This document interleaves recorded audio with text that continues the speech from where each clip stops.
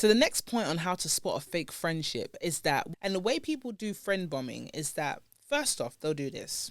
They will cover you in affection in an overwhelming way. And the reason why I say it's overwhelming is because in your rationale, you'll be like, right, this is a lot of love to receive from someone from whom I don't know. It's not a genuine friendship. They just want to be able to study you with no boundaries, because a lot of people know that there's a lot of information they're not exactly supposed to be privy to. But if they're technically your quote unquote friend, it allows them to kind of push the boundaries of privacy. I don't know who needs to hear this, but they're not your friend. They're just nosy. My baby looking too good, yeah, she perfect. No, she worth it. When she pull up, all them man, them flirting. And yeah, she know that she a dime. Call up on my line. Told her, baby, bring it one time. Yeah. Girl, sit down and relax. Girl, let me put it on you, no time for chit chat. Because she move like a queen, and I like what I see, and I want to get more of that. I undress and he blows success. Lay down as you decompress. This is back with a bang. It's your girl, Yezzir. You are locked into Hey Sis right now. Whatever day this is dropping, I want to say happy whatever day it is to you. I hope you enjoyed your bank holiday weekend. That must have been, last week maybe? I hope you used it. And I'm not saying that you have to be running around like a headless chicken, but whether you rested, whether you visited friends or family, or you had a little me time, shout to you. Obviously, you know what it is. We got a couple milestones we're trying to reach on the pod. We are on the road to 10,000 followers on the Instagram page. If you don't know about it, you just listen and then you just bounce, you just jet. Cool. But I want to let you know that we got Instagram page. It's hey_sis UK. So yeah, it's hey sis _UK. Make sure you lock that in. I would have put the handle somewhere here. It's going to be here. You see me presenting it very well. Obviously, we are on TikTok. Myself, Yezzi.Yezzir. We've got the Spotify, Hey Sis UK. Get into it. So whether it's YouTube or Spotify or Instagram, it's all here. On the YouTube channel, all you need to do is something really easy. So simple. Like, drop a comment, and most importantly, this should be numero uno right now, is to subscribe. So go ahead and do that. Once we have more subscribers, I'm talking a certain level, and actually watching full-on episodes. If you've missed anything, I'm sure we got over 100 episodes at this point. You might want to dial back, just a little pivot, and watch all of them, because then we'll be able to take the show to whole new levels. Down below in the description box as well, we got the PayPal. If you're feeling like a baller, shot caller, getting in your Jordan moment, your Jordan or your Kobe moment with a little swoosh. Down below we got the PayPal. You can do a one-off, I rate your ting, or you can do a rolling monthly one. Look at you. I see you. I see the blessings on you. If you want to go ahead and do that, do that. I got the Hey Sis mug right now. If you haven't got the Hey Sis mug, you can get one for your own. Down below, description box. Cop it. If you haven't got it, then just grab whatever you need, because we're going to be doing a lot of sipping. Tea will be spilt today. Just know I warned you. On today's episode, so sorry to the Spotify gang. You probably thought, what happened to Yezzi? She's gone. No, I'm here. On today's episode, we're going to be talking about friendships. Yes, I got hit with a little bit of inspiration a couple weeks back. I think their name is The Social. Shout out to them. I was in Google HQ. That's right. I was in our version of Silicon Valley. Yes. I went over to Google HQ to do some networking, meet some new people, and it revitalized me. I can't lie. It's been a while I've been to a networking type of event. I tend to avoid them because I just find them to be a bit fake. That says a lot for the people attending. And it just is not genuine. I don't think I get anything from it. But this one hit differently. Everyone there was very purposeful with what they wanted to do and very genuine from what I could see. And I made some good connections. So shout out to everyone that attended that. But where I got my inspiration from is that I was talking to a particular individual, and we were just talking about the fact of, okay, networking events aren't what they're really like. And sometimes you meet people that are trying to be your friends, and then they end up being a fake friend. Ooh. Oh yeah, fake friend. We're talking about it. And then after that conversation, I kind of said to myself, you know what? A couple years now in the industry and things like that, should we still be having the same conversations as to how to spot a fake friend? or how to have a genuine friendship. So I said, you know what? I'm going to come back on the best platform I know. That's Hey Sis UK, of course, and really talk about with my Hey Sis fam, my sisters and my brothers. I see you guys engaging as well, the brothers, okay, the brotherhood. Let's really, really talk about it. So here we are. And when it comes to actual friends, and trust me, I put my thoughts down for this one because there's a lot to unpack. I don't know who needs to hear this, but they're not your friend. They're just nosy. Okay. And a lot of people like to propose friendship under the guise of, oh, you know, I really want to be your friend. There's just something about you that just gravitates me towards you. It's not genuine friendship. They just want to be able to study you with no boundaries, because a lot of people know that there's a lot of information they're not exactly supposed to be privy to. But if they're technically your quote unquote friend, it allows them to kind of push the boundaries of privacy for some people. And the reason why I say this is because I've come across people that will propose friendship. So outwardly, they'll look like they're just trying to be your friend.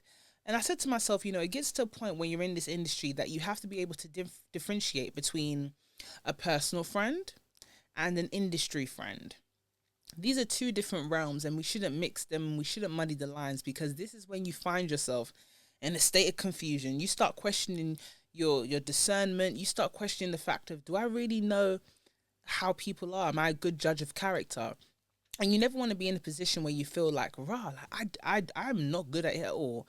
I bring in the wrong energy into whatever I'm doing. So let's really talk about it. When we do allow people to propose friendship first, because whether you believe it or not, friendship is actually proposed at the same time. But there are some people that will push the proposal of friendship. They do this, so they can study you with no boundaries. They do this because they're gravitated to your glow. Your glow could be your talent, the way in which you carry yourself, how poised you are, just your mentality. Your actual mentality can attract a lot of people to you, and they will just think, okay, I'm just going to say that I want to be their friend. The actuality of it all is that people want to know how you do what you do. It could be a number of things. They would want to get close to you to see what your setup is. Do you have a partner in your life? What type of partner do they have? Because I want to get a partner just like that. Or in some cases, they want to have the partner you have. Yeah, it can get that deep. That's why you have to be careful about the type of people you allow into your personal space. Letting someone or introducing them to your partner is a level of introducing them into your personal space. This is your personal person. You can't introduce your partner to just everybody and anybody. Letting people be introduced into your family setup. You might have a family barbecue. You go, oh, you know what? You can be talking casually. And this is how these type of people that aren't trying to be your friends but want to propose friendship impose themselves on you. So it could be a casual call. Hey, what are you getting up to this weekend? Yeah, I'm just having a family barbecue or whatnot. And, oh, you're having a family barbecue. Okay, can I come? Can I come? Is it exclusive just family? Before you know it, oh yeah, you can come. I didn't think you'd be available, but yeah, whatnot? Why not? Before you know it, you've got someone in your actual home with your family, your brother, your sister, your mother, your father, your cousins. This is a very personal space, and you've just allowed someone into it. Now, someone might say, oh, you know, it's a barbecue, it's not a big deal. No, you need to know that these are the people you love the most in the world. You can't just let anybody be in that kind of atmosphere. Babe, can you please close the door? I thought you would have done that. You can't just let anybody into that atmosphere. So things like that, they will impose themselves on you when you don't actually want them there, or you don't feel like you're ready for it.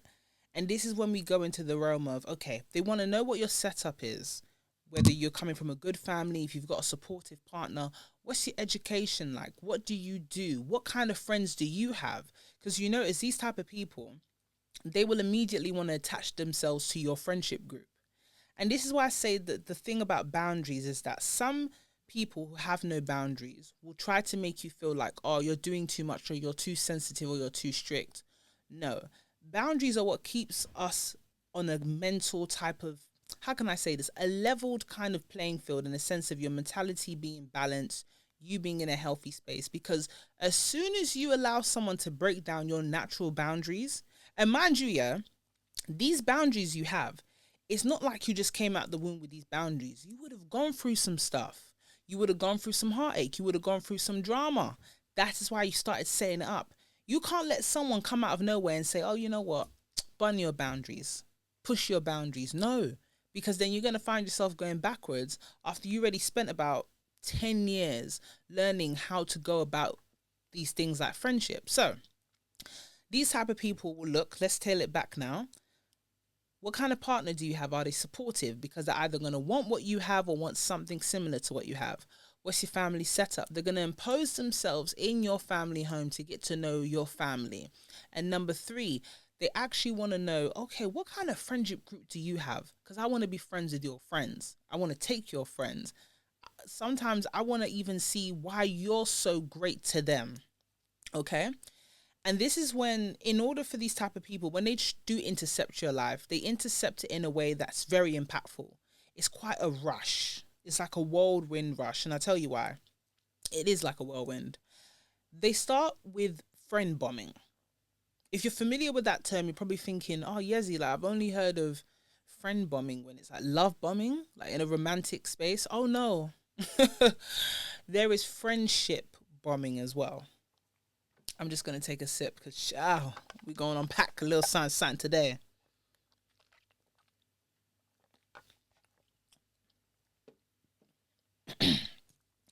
Now, the thing about friend bombing is that it has evolved over the years, yeah? And with friend bombing, you've got social media. So you can friend bomb with ease. You can friend bomb in such an impactful way. And the way people do friend bombing is that, first off, they'll do this. They will cover you in affection in an overwhelming way. And the reason why I say it's overwhelming is because in your rationale, you'll be like, right, this is a lot of love to receive from someone from whom I don't know. And for the space of time we have known each other, it's a lot, don't you think?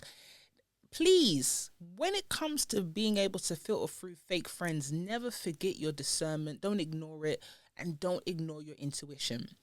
There's reasons why alarm bells are ringing, because you're like, this something seems disingenuous, but I can't put my finger on it. It's that person. That person is disingenuous, and they've intercepted your life in a way that's very overwhelming. First thing they'll do is they'll cover you with a lot of outward, okay, a lot of outward affections. So they will go on social media a lot, doing too much in your DMs, doing too much in your comment section, doing too much on your stories. The reason why they do this is not because they got love for you. It's them kind of signaling some type of ownership to other people. Look at me. I am this person's biggest cheerleader. I am the person that rides for this person so hard. I can ride for them the hardest. Those people keep an eye on your posts because they want to make sure that they are the one that looks like your best friend. And you think to yourself, well, I mean, aren't they just supportive? No. And I'll tell you why, because they like to show a lot of outward affection that's for the sake of other people seeing it. When you actually have expectations as a friend for them inwardly that not a lot of people would know about, this is when they don't show up. And it's weird. You're thinking, okay, why would you show up in public and not in private? It's because bit by bit, they will want to distance you from your friends and ideally like to be your only friend, your truest friend, your realest friend. This is how they move. Secondly, they'll demand a lot of your time. And it'll be for useless things. But they'll demand your time, whether it be on the phone, whether it's like a thing of, oh, you know, I want to see you. When am I going to see you again? I need to see you. Nothing's happening. Nothing in particular is coming up. But they always want to say how much they want to be in your presence.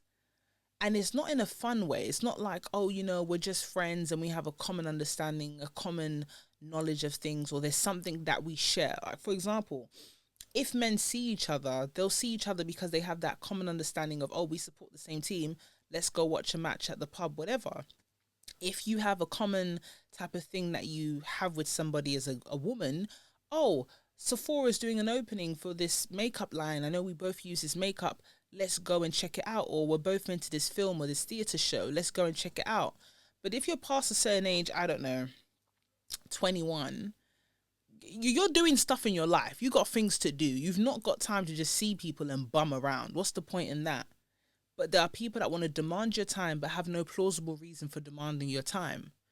let's really think about it, because the good friends that you have will want your time and say, hey, would love to meet up for coffee or lunch or whatever. Let's have a catch up because I haven't seen you in so long. But when you have people that aimlessly say, oh yeah, I miss you, I miss you, I miss you, I want to see you. Why? What is your plausible reason? Please never assume that, oh, it's not that deep. Sometimes people want to waste away your time because they want to see, okay, why are you doing what you're doing and why are you so good at doing it? I want to waste your time so I don't feel beneath you. There are people like that, they think in a very strategic way. And they do that by getting close to you, proving to others that they're close to you, then isolating you to waste away your talents. That friend bombing happens when you put your guard down. And the thing about friend bombing is that it will come in a way where you feel like, oh, you know what, maybe I should relax. No. If you're over 21 or you're in a university, postgraduate, undergraduate, you're trying to build a career for yourself, you have to prioritize your time. There's going to be time you set out for your partner, your family, and your career. Friends are another factor that you can try your best to factor in. But when we're looking at the list of priorities, let's be so real right now. And any friend that understands you pursuing something like a career should be reasonable when asking for your time. Otherwise, you have to start looking to yourself, yeah? This person that keeps saying, oh, we need to meet up, we need to link up, look at what they're doing in their life. Look at what they're doing in their career, because someone that's actually pursuing their career in a very purposeful manner would not be so willing to waste not only their time, but your time as well. And I know with me saying this, there's a friend that you've already got in mind that you're like, rah, this person always does want to hang out as well. Is it too strong to use the word that this friend, you might have outgrown them?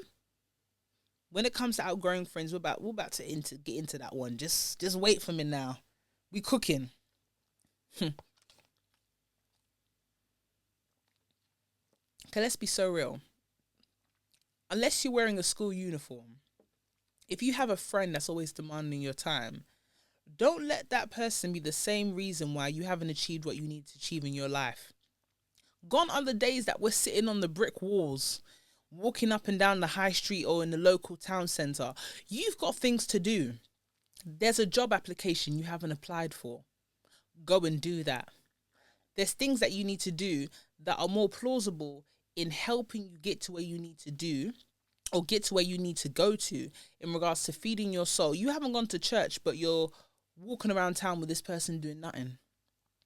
You haven't fed your soul. You haven't done what you needed to do for your personal career development. There's stuff that you need to submit, but you're on the phone for 2 hours to this friend. Have you sorted out your life, but you're on the phone gossiping for 2 hours? Friends should encourage you to say, I know you said you had something to do. You were going to go to that session, or you had that song that you're working on. How's it going along? How's it actually coming along? Have you dropped it? Are you planning on dropping it? Oh, I know you said you wanted to go to that event. Like, how did it go? If they're not asking you about the things you said you intended to do that only benefit yourself, not other mutual benefit for them, they don't care about you. There's a difference between someone who actually cares about you and only cares about you for their own benefit. Please take time, because sometimes you're on a phone conversation, you're doing most of the talking. The next conversation you have with a friend that you're unsure about, do less of the talking and do more of the listening, and you'll see if that friendship still feeds your soul. I'm telling you, because sometimes you're wasting your time away and feeding and somewhat investing yourself into people that will not invest back into you. And I'm not talking about on a monetary level. I'm talking about in regards to feeding your soul. Don't waste it on the wrong people. So when I was at this industry event, I was on the train ride back home and I said to myself, how do you actually differentiate between a personal friend and an industry friend? And for a while, I started thinking, maybe I should have more people that are my friends in the industry because they'll get what I'm doing and there'll be a better level of understanding. No. No. It doesn't work out all the time. You might have that 1%, but think about it. Why would you want a friendship, like a real deep-rooted friendship with someone that ideally is competing with you. For them, it's like when you look at it in the ideologies of things and your common goals, you want to purposefully build friendships with people that will see you as their competition. Sometimes you need a personal friend, that friend that you went to school with that's now a doctor or a teacher or a firefighter. Have someone that's away from your industry, because they can be, funnily enough, your safest space. You can talk to them about things that's going on in your industry without thinking, oh, is this going to be a smear on my character a couple years down the line?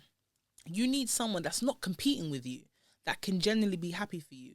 Imagine, okay, you're an artist, yeah, and your friend's also an artist, and you get nominated for Best Rapper of the Year. You're in the same category. You win.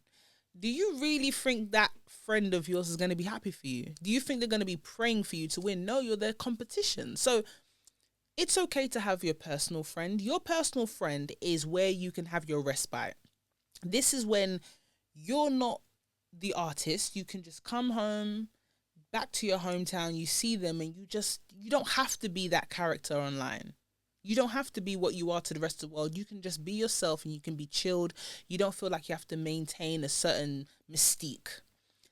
But when you got industry friends, they're great for when you are going to, I don't know, a party that's going on till 2, 3 a.m. They know how to act in certain industry functions because they get it.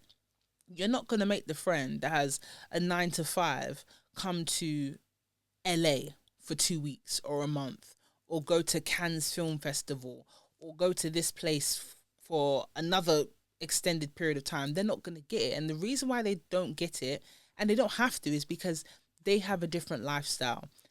The thing is, we have different aspects to our lifestyle, and we need different people to be able to aid us in those different aspects of our lifestyle. You're growing older. You're going to get married. You're going to have a family. You're going to have kids. If all your industry friends aren't exactly in their I'm ready to have kids chapter, who are you going to be chilling with? That is when your personal friend comes into play. You see where I'm going with this? But with your personal friend and with your industry friend, you have to have boundaries. And you might be listening to this going, oh, industry friend, that's really cool, Yezzi, but I don't do music. Oh, you think I'm just talking about the industry as in music, acting, and everything in between? No. Industry can be a university course. Industry can be whatever business aspect you're in. If you have a friend that you met in your course and you're top of the class, of course they're going to want to gravitate towards you because you have a glow. Sometimes it's dangerous not to know how blessed you are, because other people will see your glow before you do. And when you think people are approaching you for friendship, no, they're approaching you to study you. Sometimes they're approaching you to be better than you. And the best way to be better than somebody is to get close to them. They say to keep your friends close and your what? Your enemies even closer. And there's a reason for that. People have taken down whole kingdoms doing that kind of technique. I mean, look at the country we're in. We're in England. The history books have shown how people get close to each other, even to go as far as marriages, to have bigger armies to take over people. Blood has been shed trying to be the best of the best. So what do you think the millennial version of that is? Studying someone, aka your enemy, but under the guise of saying friendship. So in order to differentiate between a personal friend and an industry friend, your industry friend is someone that you have met in an industry setting. So once that's happened, don't think you can now say, oh yeah, I'm going to convert them to a personal friend. Don't do it.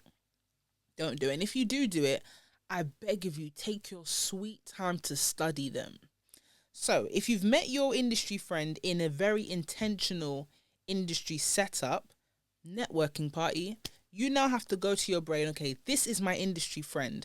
Under no means should I start thinking my personal friend, I can start crying on the phone to you, telling you my personal business, telling you my strengths and weaknesses. I beg you, listen, my sis, my good bro, don't do it.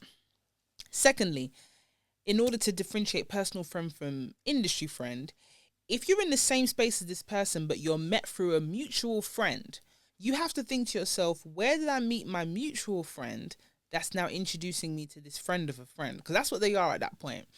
If you met your personal friend in a personal setting, then they can be considered as potentially being a personal friend. but you still have to keep them at arm's length, because when it comes to being friends with friends, I do believe you have to have boundaries there, and there's a respect level.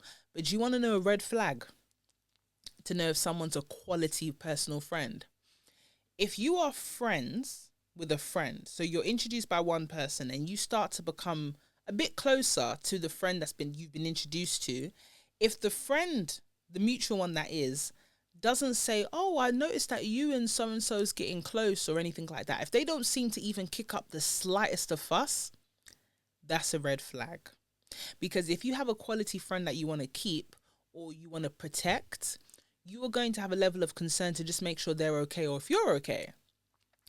But if they don't seem to care, just know that they've been done with them. And they're like, you know what, you can take them, I don't give a damn. Think about it.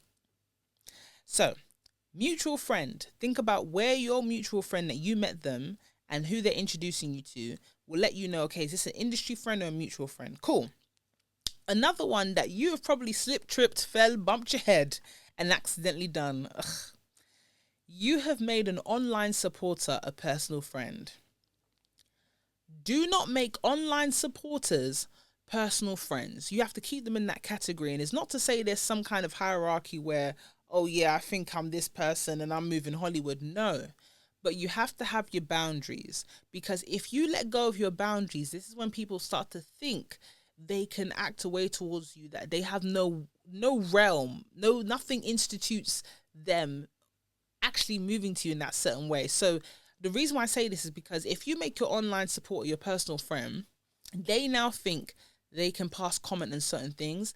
They will now think that they can be introduced into conversations that they're not supposed to be introduced to. You're a consumer. Go ahead and consume. If I wanted your opinion on something, I will make it very clear that I want your opinion. And you have to make sure you do that, because people, especially online, can feel like they can insult you once you've invited them into a private aspect of your life. This is why some of the things you care about, you can be public about them, but you have to only be public to a certain degree. Otherwise, you invite some spirits into your relationship. You can invite some spirits into your career goals, your plans. You can't do that. And yes, of course, God is great. And when God wants to bless you, nothing can come between that. When Jesus says yes, who can say no? I know that's right. I'm also a big believer, though, in working in silence. Let the successes, when your plans are in completion, let that make the noise. Don't see someone on the street that you haven't seen in years and they say, how things going? And you go, yeah, I'm doing this. I plan to do this in 3 months, 6 months. Yeah, I just had a kid. Don't be spilling your life. You wouldn't have done that online, so why are you going to do that to somebody? Everyone deserves a level of proximity, and that level of proximity is accordance to what you are personally comfortable with. You see the sermon that we were talking about. If something is telling you this person shouldn't know about this aspect of my life, listen to it, because there's something that your spirit has probably felt that isn't comfortable with this person knowing. You can't invite bad spirits, wandering spirits into the most happiest aspects of your life if you want to protect it. That's all I'm going to say. So with all these friendships that are going on, yeah, I'm not someone that's like, oh yeah, no new friends, bun all of that. No, but have friends that make sense for each aspect of your life. If you need a friend that, yeah, I've got a couple things that I need to achieve this year, it's gone past the point of them being an acquaintance, they're quite cool, that's fine. But when you want to have that powwow with them and think about your goals and aspirations, you go do that in the coffee shop. Because some of you lot allow everybody and anybody up in your house. Stop doing that. Your house is supposed to be your sanctuary. It's supposed to be your place of peace. And people are meeting people today and you're inviting them to your home where your partner is, where your children sleep. You don't do that. Because sometimes when everything is going in your life and you're having a day from hell, your home is your sanctuary. Your home is where your 2 or 3 are gathered and the Holy Spirit is there. And you're letting all these bad belly people come into your yard. Don't do that. And even when it comes to your household, yeah, we're going to break that down. You can invite people to your house and still be very wary about that. But even there's aspects of your house that you can't just let everybody and anybody inside. Some of you inviting people into your house and you're letting them into your matrimonial bedroom. Why? That's a place of sanctuary, whether you want to believe it or not. You can't just let anybody and everybody in your home, because that same person you let into your bedroom where you lie with your partner. We talking over town. Yeah, I seen their bedroom. The colors of the walls are like this, and the bed is this size, and they got this going on. Da, da, da, da. You think it stops right there? Some people don't even realize when they're gossiping. They can't help themselves. So if there's places of your home that you want to keep private, there's places in your home that you just don't want everybody in there, set your boundaries. But some people are too busy showing off that they forget themselves. Some people are too busy. Don't forget to subscribe to Hey Sis UK so you never miss out on an episode. So some people are too busy trying to show off about how they've achieved what they wanted to achieve, that they forget that they're allowing bad spirits into their actual future plans. Because there's people that will find a way to deter what you're doing because they're competing with you. They're not your friend.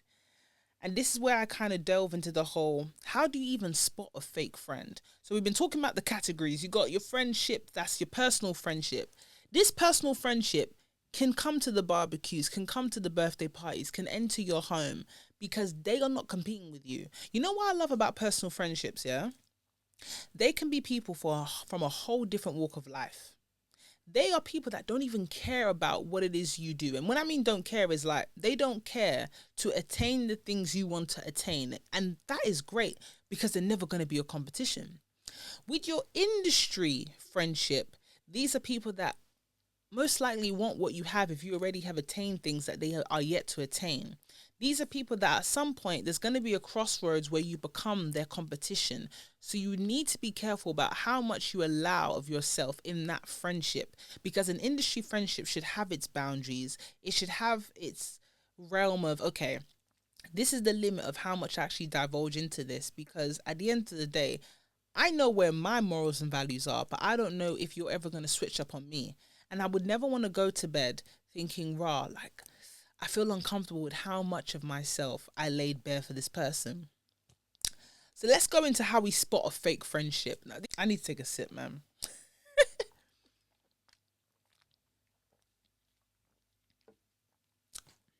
My YouTube gang, my Spotify gang, are you still with me? Because you're definitely gonna want to take a sip out of this one. Let me take a sip out of my Hey Sis mug.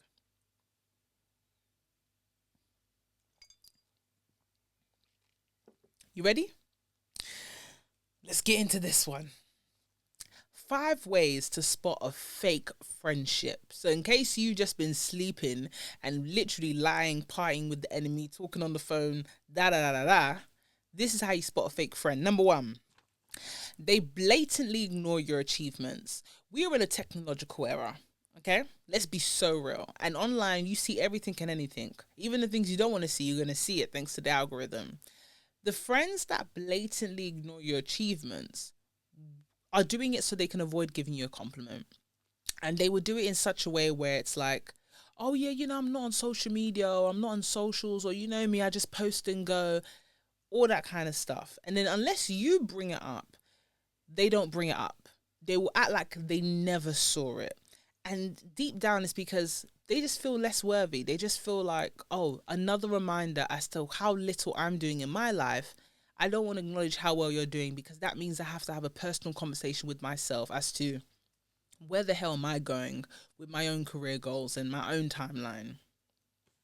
Number 2, to spot a fake friend, they will insult you and use it as a way of saying, oh no, it's just a joke, I'm just joking, or we're friends, can't we be honest with each other, or it's just bants, like, don't you know how to take bants? Yeah, but some of these people take it so far where it's like all these jokes come out amongst other people. So they would like to say, oh yeah, I'm just joking, as a way of making it look like, oh, we're close like that to other people, we can make jest of one another. But sometimes people hide jokes in the truth. So the next time someone likes to have a little joke, especially when it's about your character traits, because this is when these jokes always go around, it lies around your actual characteristics. And you think to yourself, rah, if you're my friend, shouldn't one of the things you love about me be my actual characteristics, my personality traits is what you should like about me? But you seem to always make fun of it. Or, for the girls that are in groups, yeah, if there is a reoccurring joke, just know that they have discussed it with the other girls in the group, And that is the joke that they have on you. Like, that's the joke about you, but they'll say it in front of you to seem like they're not being bitchy, but it's a joke. And they'll give you just the light version. Best believe when you're not around, they go in and they all have their turn when it comes to the joke. So it might become a nickname, it might become a certain line. But if you're genuinely not comfortable, because there are jokes, like we can joke with our friends, and there are jokes where you give a joke, you give a joke back, everyone's having fun. But if you feel like this joke is something where it's actually an insult, like a resounding joke that's going on, address it. Be like, wow, like you lot are going in on this joke, or you're longing out the joke. Hey, I see you watching. Yeah, you're watching, you're chilling, you're taking in the episode, you're having a laugh, a giggle. You might have your pen and paper out because we're really getting into it. But one thing I need you to do, I need you to like, I need you to subscribe, I need you to drop a comment and have a sip. I'll give you a moment to do that. Yeah, I think that's about enough time. Let's get back to the episode. And if you say to your friend, oh, you're longing out the joke, like it's a bit dry now, and they cut it, cool. Because maybe they genuinely didn't know it was just humor.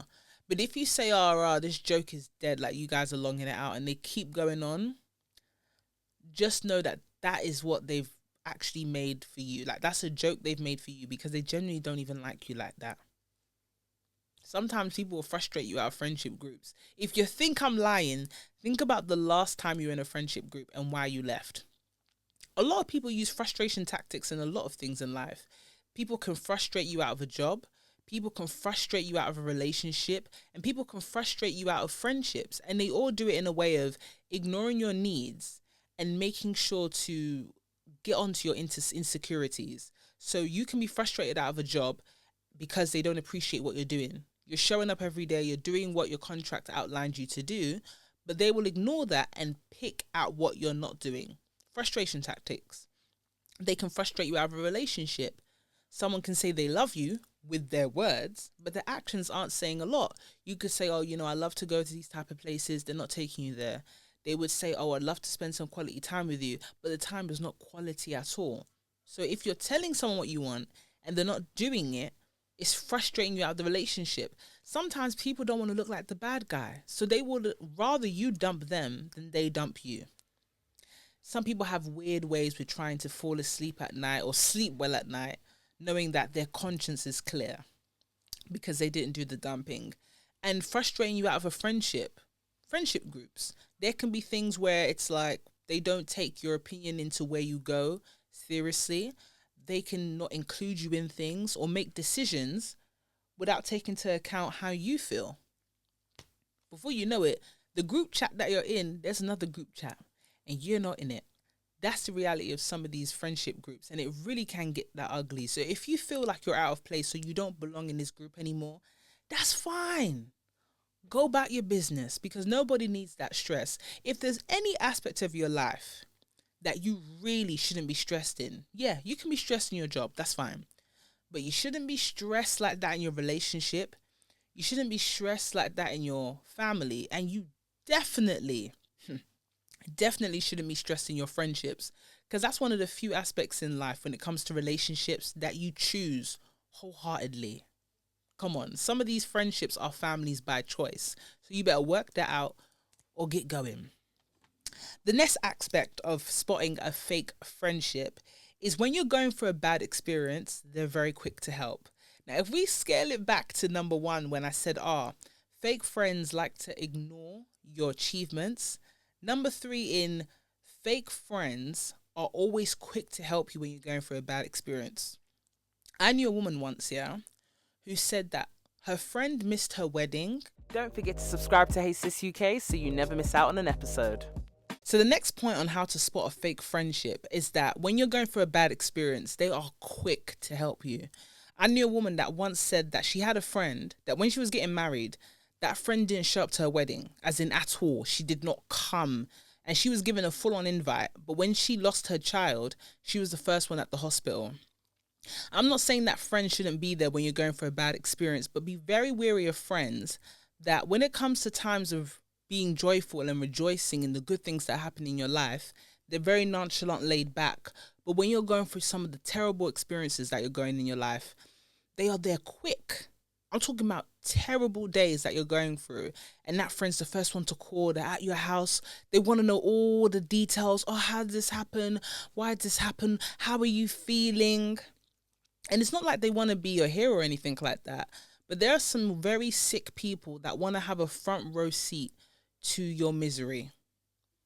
And the reason why they want to have a front row seat to your misery is because for a long time, there are people that will look at people on a pedestal and it annoys them because they're like, why are you there and why am I here? I want to know why you're there. How do you do it? Your mental strength, your talent, your poise, how you carry yourself. And then when you're having bad days, these are the friends that go, yes, you are as human as I thought you were. We're more alike than I thought you were. I don't feel beneath you anymore because you have bad days, even worse days than me. So that's why I feel more attracted to you. I gravitate towards you more now because for me, this is my version of you being humanized. There are friends that would rather dance with you and say, yes, you're going through your good times. I want to be there to see you receive all the flowers you deserve. And there's other friends that are always too busy to see that because they're uncomfortable. There are people that will say they are your actual friends, but they are uncomfortable in your moments of achievement. Why would you be uncomfortable? Why are you never readily available for times when that person is shining, when they're achieving? Because in your soul, you're not happy for them. And that's cool. But we have to be wary of people like that. I'm a friend that, I love when my friends are doing well. You got a book signing, I'm there. I'm buying the book, damn it. You're going to sign the book. You just released or opened a new business. How do I share this? How do I do the word of mouth and let other people know that my friend just opened something up? I want to patronize my friend's business because I want to see you do well. But if you have people that always find an excuse, obviously I knew you're going to be okay, or, oh, it's good that you're doing that. Or the worst ones are, obviously we're in a technological era. So if you're doing something online and you're releasing it, you're doing it, and they follow you online, they don't say anything, not a word, not a like, not a comment, not a share. But then when they see you in person, they go, oh, how's your business going? Oh, I saw that you just released something. How's that going? Why are you asking me about how something's going that you saw online? It's not that I just saw you now and told you about it. So you've been seeing it online. Why didn't you acknowledge it online? Is it because I'd benefit from it? Does it make you uncomfortable to show adoration for me? You've got someone that you're thinking about right now, and you see that person you're thinking about, use your discernment and apply it. Like I said, there are people that want to humanize you. And there's something that I said about this country as well in Britain, or I don't know if it's British culture. There are people that want to humble you, and not in a good way. There are people that want to humble you so they feel better about themselves. If you want to say, I'm the best at what I do, you go ahead and say you're the best at what you're doing. If you're a nurse and you're the best nurse you know, you're the best nurse you know. If you're a dentist and you know, I do a good job with my clients, I've got a relationship like nobody else, then you do what you're doing. Whatever realm you're in, talk up yourself. There's nothing wrong with that. Let's go into the next one. To spot a fake friendship, to them, when it comes to image, and a lot of people talk about packaging, and when you are at a point where you put your best foot forward, yes, it does make people want to be your friend, but you have to be careful because your packaging can send off the wrong signal to the wrong type of friend. If you're driving a certain type of car, you don't want it to be where now, okay, I've got this car, these people are my friends because of myself. No, don't get confused. It's because of the car you're driving. That's why I say that when you look a certain way or you have certain things, and you might not agree with it, but I'm going to be real with you. Only feel comfortable with building a personal friendship with people that have the same things you have. Because if you don't have a friendship with someone who is like, okay, for example, if you're driving a certain car and that friend hasn't got that type of car, I guarantee in one way or the other they're using you. They'll be the first one to say, hey, are you going to the same event I'm going to? How are you getting there? Instead of them to just say, oh yeah, I'm trying to get a ride from you, they'll always ask how you getting there because they want to pull up in your car. They like your packaging. They want your packaging. In some cases, they want the same packaging you have. If you've got a nice house, they'll be the first friend to say, oh, let's meet up. You know, I can come to your house, no biggie. Of course, because they know that you are a great host. You're going to make sure that they're fed, they're eating right. They can also show people online, look how close I am to this person. Look at me, I'm all up in their yard. Be careful. Sometimes it's good to have people that are on the same chapter as you in life so you don't have envious people around you. If you've got a good doting partner, you might want to make sure you build a personal friendship with someone that also has a good doting partner. Because I've seen people where they've seen other couples having a great time and these are their friends, and it's made their stomach turn. Oh, I'm sick of them. I'm sick of seeing them online. Every time they got to show off their relationship online. Why is it paining you? Are you not happy in your life? And I'm not saying you have to be in a relationship to be happy, but whether you're single or in a relationship, why is it seeing other people's happiness online? Why does it irk your soul? That's something you need to go and look inward in yourself.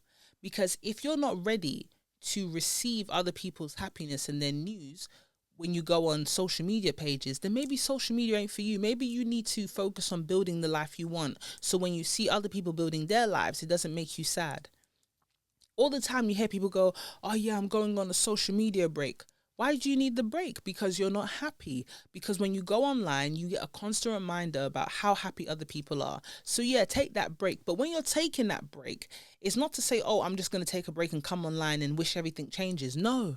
Because whether you like it or not, people are going to continue to put their best foot forward online. No one's going to publicize their arguments with their actual partner. No, but there will be announcements of engagements. There will be announcements of people having a brand new baby. People having, oh, my first home, new car, I'm moving, I just got that new job. And that shouldn't irk your spirit. Otherwise, you need to look within yourself and build. All these breaks, all these people that, oh yeah, I'm deleting all my pictures, I'm rebranding, I'm starting all over again. Child, listen, you can start all over again 10 times over, but until you actually make a change at something and you're consistent in it, social media is going to plague you. It's social, you know, operative word being social media. You can't keep complaining, oh, why doesn't people show the real side of their lives? Why? They don't have to. It's a choice. It's a choice. We all go through things, but we have to be very purposeful in everything in our life. As well as friendships, we have to be purposeful with the friendships that we build. Otherwise, we're going to find ourselves surrounded by people that don't even genuinely like us, people that are envious of us, and people that are waiting for our downfall. It gets that real. When I talk about having friends that see your image as unattainable and they want what you have, it's because they don't want to feel beneath you. I had a friend that said, oh, they had a call from a friend who told them that, oh, I don't think we should be friends anymore because we've outgrown each other. She started questioning herself like, like, am I a bad friend or is there something wrong with me? I said, nah, there's nothing wrong with you.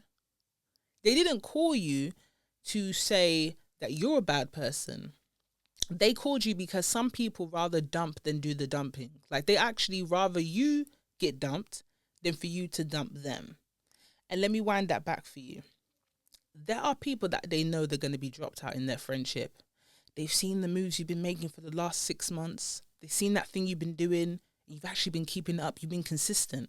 And they've looked at themselves and go, wow, I don't think I'm going to be able to match them, because if they keep going the way they're going, being consistent, being very purposeful in what they're doing, and they have no fear, they're confident, and I see a light shining through them, no, I'd rather end this friendship before they end it with me. So some people use the term, oh, we've outgrown each other, to make it look like, yeah, we've mutually just drifted apart. No, I've seen that you're going for things so hard, and I know I'm never going to match you. If anything, I'm actually starting to feel a bit lesser now, and I don't want you making me feel even more lesser. So I want to distance myself from you. Mind you, these people would have been distancing themselves from you a long time ago. They would have stopped liking your posts. They would have stopped checking in on you. They would have stopped encouraging you. they've already made their mind up. Then when it gets to the point of, yep, this person's going to leave me behind, that's when they come with that line of, we've outgrown each other. Yeah, we have outgrown each other, but that shouldn't be something where you start to think, am I the bad person? Have I done something for the friendship? No. This too is for a season. They say it in the Bible all the time. Friends are for a season, friends are for a chapter. That friend served you to a certain point, but that same friendship isn't going to feed into you for your next chapter when it comes to leveling up. Respectfully, any friend that wants to go, let them go. Now, another point of spotting a fake friend is they always want to know information about you that you're not ready to reveal. Now, think about it. There are some people that are nosy. They'll be like, oh, what are you going through, or what's happening in your life, or I want to know more of this. They don't want to know more of the good things that are happening in your life. They always want to know the nitty-gritty bits of your life that you're genuinely not comfortable with. So they'll say stuff like, oh, you can tell me, or, if you're going through something, you can always give me a call. And sometimes it's genuine from some people, but there's other people where it's like, you've never given me that vibe that you care for my forward movement and my progression. So you have a phone call with them and they're just letting you pour your heart out, talking. But then the next time you do that, ask yourself at the end of that conversation, did they actually offer me any solutions? Did they pray for me at the end of it? Are they going to pray for me when this conversation's done? Did they encourage me to keep going?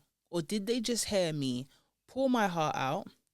They never reinforced any of my insecurities in a sense of, if I say something about myself that's negative, did they now combat that with something where it's like positive reinforcement? Oh no, don't say that about yourself. You're not feeling low. It's just a bad day, but it's not a bad time. You're going to be okay. You're great at what you do.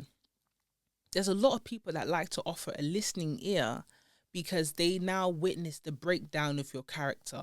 I knew they weren't that perfect. I knew there's no way they could keep that up. Yes, I feel closer to them now than I ever have because now we're leveled. There's some people that would be like, oh, we're not that different after all. Oh, when I first met you, I thought you were a bitch. They've seen something in you that they don't have in themselves. That's why they want to get close. They want to feed off of you. And these funny people, when you've served your purpose to them, in the sense of, okay, I know how you do what you do. I know your strengths, your weaknesses. If anything, I've now studied how to be better than you. Once you've served your purpose, they move on. There's someone else that they're going to be bosom buddies with. They're going to be their best friend for the month. There's girls that I see online, you got a best friend for every season. On the stories, oh my God, my soulmate, my soul tie, oh my best friend, my bestie, my sis. Next month, someone's like that. When you ask them about what happened to the last friend, oh yeah, we don't talk about her anymore. Rah, you sure do make friends very quick. You sure do get close to people very quick. It's giving friend bombing. It's giving you make friends based on who you feel like you can get something from. And once you've got everything you want, you drop them out, you move to the next person. And if you notice, if you look at these people, the friends that they start hailing up a lot online are always the ones that are doing better than them. So then when they've got what they wanted, okay, cool, I'm levels with this person. How do I get to the next level? But that can only work for so long, because if you're not an actual pioneer at what you do, you're always going to be dependent on what other people do in order to level up. If you're never going to be the blueprint, how are you ever going to be great at something? And the only way to be great at something is if you put the work in. But a lot of people want to hang off the coattails of other people.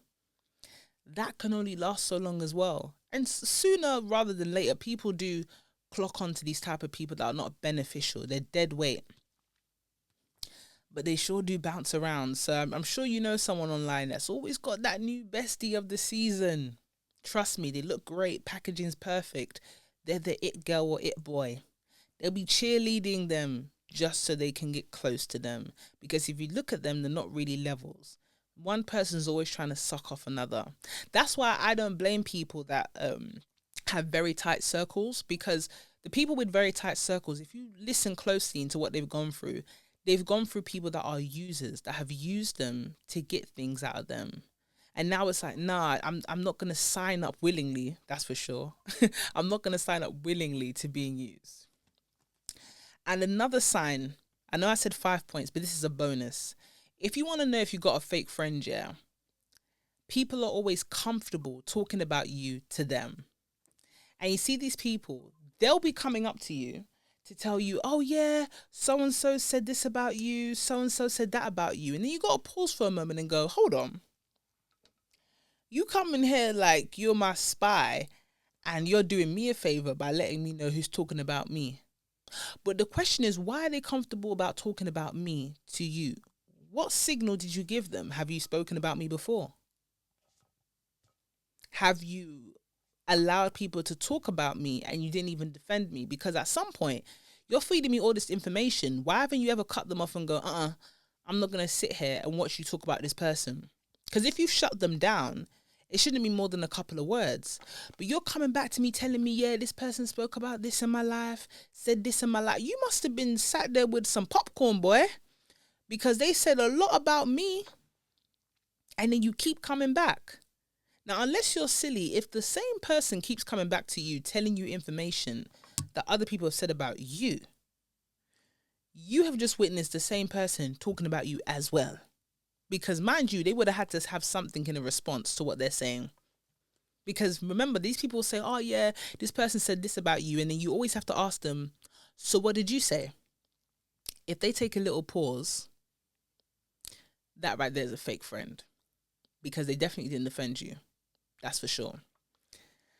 So, in this episode, and there will be more parts of this, trust and believe, because it's a great conversation to have, because I feel like as you get older through teenage years, school years, adulthood, marriage, all these things, you will have to have different levels of discernment or different types of discernment to know what is feeding me at this point in my life. But before we go,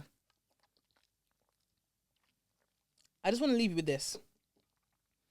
Because you might hear this episode and you're like, rah, I'm not going to remember all of this. But if you want to know if you got a fake friend, start doing well in life. Start going for the job that you said you were going to go for. Start leveling up yourself. Start being healthier. That bad habit that you mutually share with that person, cut it off. And see if you still have the same friends hanging about. If you want to know if you've got quality friends that will actually pour into you, start doing better in your life and see who hangs around and see who fades away. Using lines like, it seems like we've outgrown each other, or you're too much for me now, or you're moving Hollywood. That right there's an indicator. But you've been listening to another banging episode of Hey Sis. Before you go though, you need to make sure that you comment. Yeah, let me know what you think about the episodes. Make sure that you like it. Share it with your friend, your family, your real friend, your fake friend, your industry friend, your personal friend. Make sure you go ahead and share it unapologetically. If you want to support the show, you can support it by getting yourself a Hey Sis mug. Look at that. It's beautiful, no? You can support it with the PayPal link down below in the description box with either a one-off I Rate Your Ting or a monthly I Rate Your Ting. My telenovela, my weekly audiobook, which is Hey, I'm the Big Sis You Never Had, is out right now only exclusively for my Spotify gang. Stand up, boom, boom. Until then, make sure you follow us on Instagram, Hey Sis _UK. We're on the road to 10,000 followers and we surely will get it. Why? Because when Jesus says yes, who can say no? I know that's right. Until then, you can follow me on all my socials. If there's any type of topic that you want to hear about specifically, let me know. But you've been listening or watching to another banging episode of Hey Sis. Stay blessed. Bring it one time, yeah. Girl, sit down and relax. Girl, let me put it on you, no time for chit chat. Because she move like a queen and I like what I see and I wanna get more of that. I undress and he blows success. Lay down as you decompress. Come on and forget the stress. Got the 9 to 5 cause he tryna change his life. He can't help it but to show his bad side. So you feel me just see when he want that good ride. Follow my stride, you know you want a good time. Pick any card, I know it won't decline. He know how to please me, never tease me. Keep me in Givenchy, laced in Gucci. Quick, take the keys and drive to Chelsea. Eat a Scalini, order linguine. He ordered the chateau.